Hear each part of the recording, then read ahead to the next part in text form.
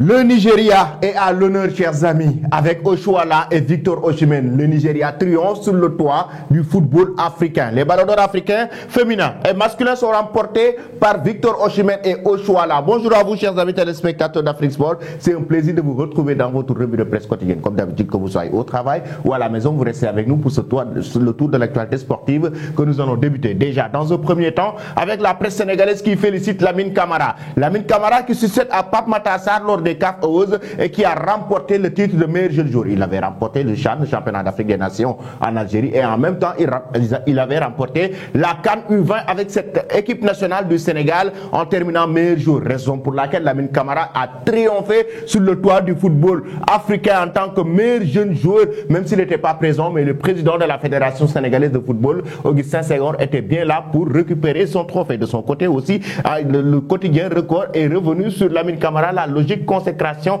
titre le journal Record. Mais en même temps, la presse sénégalaise nous parle de Nampalys Mendy et de son équipe. Il s'agit du RC Lens face à FC Séville aujourd'hui en Ligue des Champions. Nampalys objectif Ligue Europa, Ligue des Champions des Sénégalais. Nampalys Mendy joue son avenir européen ce mardi avec cette équipe de Lens. Raison pour laquelle d'ailleurs ça fait la une aussi de cette équipe. Le quotidien de l'équipe et le Figaro Sport. On en parle. Lens Séville, un match nul ce soir suffit à Lens pour être réservé en Ligue Europa en février. Faire le point, Ligue des Champions. Lens ne surtout pas tout gâcher face à Séville, a titré le Figaro Sport. Pensez-vous, chers amis, que Lens va relever le défi et battre le Séville pour décrocher la qualification en Ligue Europa? Vous donnez vos avis en commentaire. Walid Regragui, on va revenir sur les consécrations concernant les CAF Awards. Walid Regragui, meilleur entraîneur de la saison de l'année, est bien mérité. Il a dédié ce trophée à la Fédération royale marocaine. Il a dédié ce trophée à Sa Majesté le roi Mohamed VI. Il a dédié ce trophée à ses joueurs.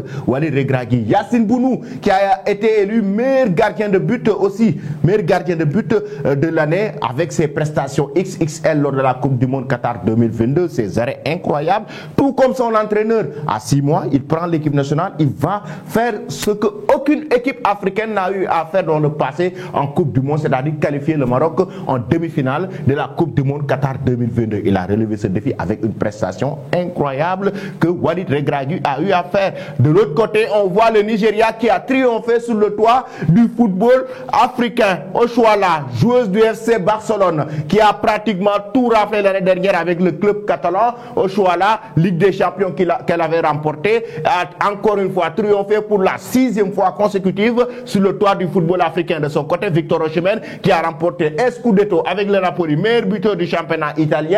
Victor Osimhen, quart de finaliste de la Ligue des Champions, aussi a remporté le ballon d'or africain qu'il a dédié à son peuple, ses coéquipiers, mais aussi à tout le continent africain. De son côté, regardez bien, la presse italienne d'ailleurs félicite l'attaquant nigérien. De son côté, Corriere dello Sport qui nous parle d'une nuit d'or, une nuit incroyable pour Victor Osimhen. On en parle aussi avec la Gazzetta dello Sport de la noche de Victor Osimhen qui a été incroyable, même si on parle d'Ibrahimovic avec à la une du quotidien transalpin, mais là on voit carrément que Victor Osimhen est mis en avant par la presse italienne après avoir reçu le ballon d'or africain.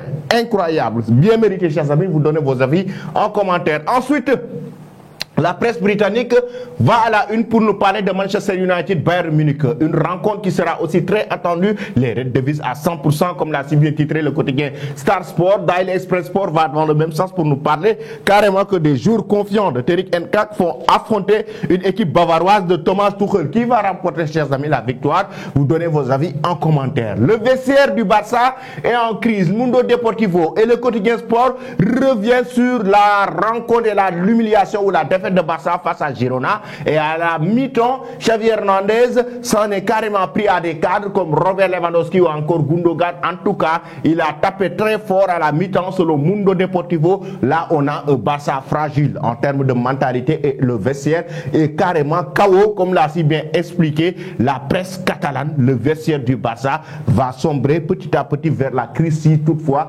Xavi Hernandez et son effectif ne se relèvent pas pour relever le défi. Quelle est la solution? Vous donnez vos avis en commentaire. Merci de rester connecté sur Afrique Sport pour ne rien rater de l'actualité. Merci et très bonne journée.